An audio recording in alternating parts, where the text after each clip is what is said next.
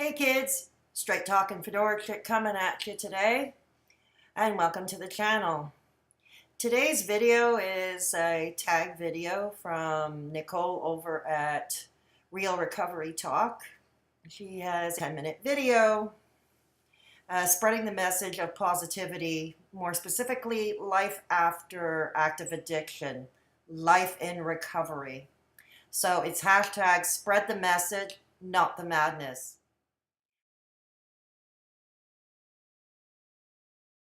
Not the madness. Apropos, given the recent drama in the YouTube mental health community as of late. This video will be particularly challenging for me for two reasons, and that's why I was on the fence about doing this video today. And here we go. Number one, I didn't feel ready to talk about my past addiction and how I got off the drugs just yet. I'd always had the plan in the back of my head that I would do such a video down the road after my channel had grown somewhat because I wanted to get my story out to more people. So, yeah, that was one part of it. Number two, while I do understand the need for positivity, largely in part because many struggling with addiction or other mental health conditions who may be in crisis mode or simply going through a rough time are trying to find that proverbial light at the end of the tunnel. But in all honesty, I am struggling with the concept of positivity these days. I won't go into that in this video. These days, while I have remained clean and off the drugs for about 20 years now, and yes, still going strong, I am going through the stressors and difficulties right now that have been going on for the past, several months now. Nonetheless, Nicole, aka Real Talk Recovery, is trying to help people through her social media platforms and is one of my latest subs to my channel. Through her, I have also gained new subscribers and viewers. She had been plugging my channel in her live streams as of late. So Nicole, I want to take this opportunity to thank you. It is muchly appreciated. So welcome new subscribers and thank you for stopping by. So from my small corner of YouTube land, I will attempt this video. It's funny though, my drug-free life seems to me so normal, maybe because it has been 20 years, that's 2 decades. And hell, oh God, I'm giving up my age. Anyways, going back to using coke and speed, my poisons of choice back in the day never entered the realm of my mind, no matter how bad things are getting. Not even during my worst feelings of despair these days, or in the last 2 decades for that matter. Coke and speed seemed like a lifetime ago to me. That is until recently. Oh, no, not what you might think. No thoughts of using or abusing again. I know it is a mistake for a recovering addict to say never again, and I'm not going to advise it for everybody, but I am confident that this is the case for me.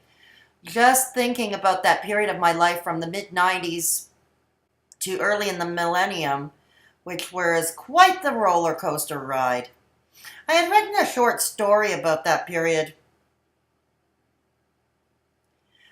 which people who have read it thought it was the best thing I ever wrote. Words like compelling and powerful were used to describe it, but I digress. Only talking about my kick for memoir short fiction writing is my own therapy, so to speak, these days. And hence, that's why I think about these days of yesteryear, so to speak, because I've been writing my memoirs.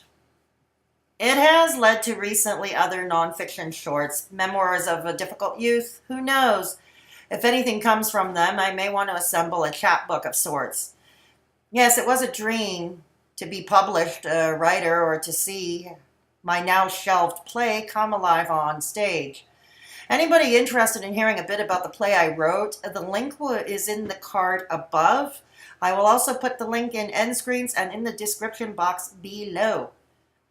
Just the highlights here, as I plan to do a more detailed video about this somewhere down the road, as I mentioned earlier in this video, assuming I'm still on social media, that is. As mentioned, I won't talk about how I got into coke and speed, except to say that it was one continuous party, day in and day out, which was fun back then, but reality suddenly hits that, especially as an adult, life is not a party. And I only realized post-coke and speed abuse and addiction that came with some serious consequences, some of which I still live with today. What am I saying? I am saying that a support system is essential. I know it sounds cliche, but it's true. We must have people that we trust to turn to in these times of despair.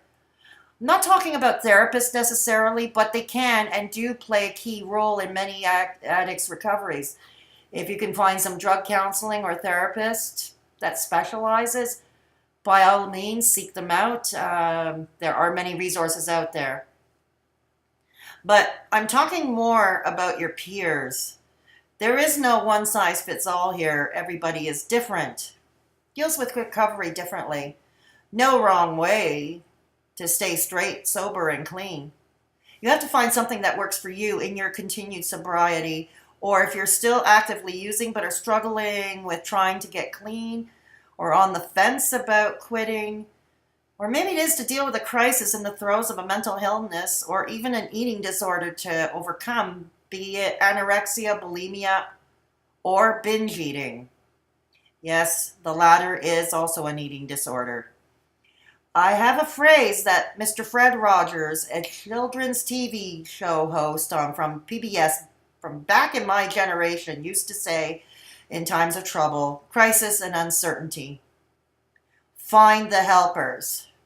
And it still holds true today, and I believe to this day that finding the helpers is timeless, coming out of an iconic children's TV show host.